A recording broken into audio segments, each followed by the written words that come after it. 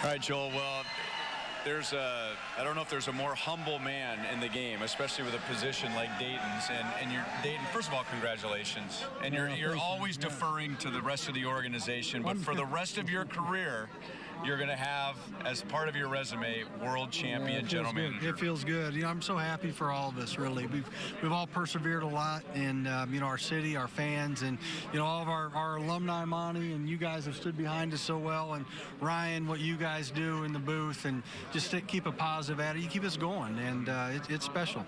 And Dayton, there's been so much that goes into building a baseball team. You identified what this team needed. You went out and did it, and it doesn't always work out, but certainly a lot of credit to people in your organization, the way that it did work out. Well, the players obviously are the ones that get it done on the field, and you know, the way these guys play, and you know, their perseverance, their character, and just their attitude to compete. I mean, it's special. And you know, it goes back to our scouts. Our scouts identified those traits in those players. And you know, Alex Gordon, you know, the fact what a great teammate he is, and he set the example from day one.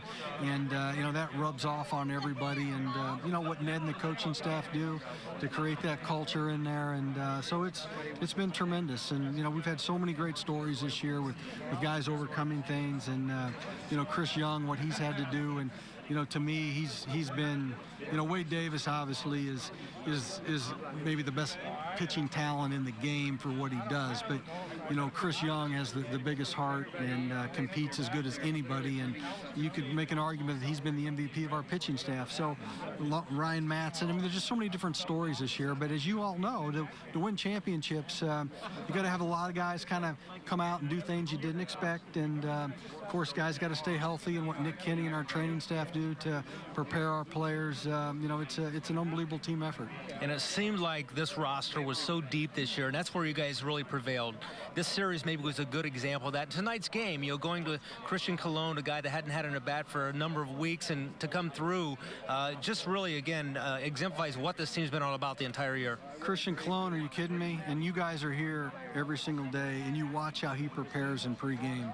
And watching him in the clubhouse tonight, going in there and hitting constantly in the cage as the game is going on, knowing that he's got a chance to pinch hit, especially when he goes extra, he's in there hitting and hitting and hitting, and he comes up in a big situation. And he hadn't had a bat in the playoffs that I recall, and against a tough slider, and he looked foolish to make it 0-2. And you know, he just you know, committed you know, staying in the middle of the field, and put the bat on the ball and served it out there and got the hit. And drove in a 50th round pick. Unbelievable. I mean, the stories just go on and on.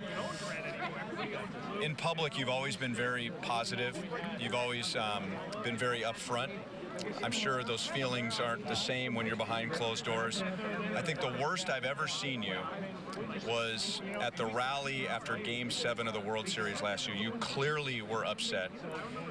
Could you imagine being back here the next year and winning the World Series? What was harder, getting there the first time or getting back again this year? Getting back, for sure. You agonized over it so much more this year. And just, you know, we knew last year was an incredible opportunity to be there. And then when you get so close, you go to Game 7, and, you know, I still can see Joe Panic making that play and you know, get the double play and doubling up Haas there. I mean, that was the game there for me. And it was heartbreaking to lose. I mean, it took some time to get over that. But, you know, you go back to work, and when we got to spring training, I could see in the eyes of our players, I could see in their body language and in their speak that they wanted to do something special and get back to the World Series. And they were prepared to go get them. And the way that we got out of the gate, you knew we had a chance to make a run. Now, we also felt we were going to have to make a deadline deal, not knowing who it would be or what we would need, anticipating starting pitching, but you know, we wanted to be aggressive and put this team in a position to win a world championship for our fans and the great players that we have. The fact that they committed so deeply, we needed to do something to make sure that you know, that they stayed on track and could help finish it off. As we wrap up with you, in your first year, Joe Posnanski, who's with the Kansas City Star, did a wonderful story about you and your expectations. And the story ended with you pointing out to him where the parade was going to be. And I know that meant a lot to the alumni. Our late friend Paul Splittorff told me that brought tears to his eyes, that you were thinking parade. We're going to have one in 2 days. You still got that route down in your mind? You know what? I don't know anything about it. It's just something that came to me. And I don't know where it came from, but you know, it's an unbelievable blessing. You know, my faith has always been huge to me, and you know, I know God's been with us through this journey. He's kept me, you know, focused on just trying to please Him and honor Him through everything that we've done, and that's all we've tried to do. And you know, all the credit you know, goes to Him. I think I may have heard a "Let's Go Royals" chant coming out of the heavens at some point. I hope so. Yeah. Congratulations, Okay, man. thanks, You're a Ryan. great man, and you're Thanks. a world champion Thanks, man. now. Feels good.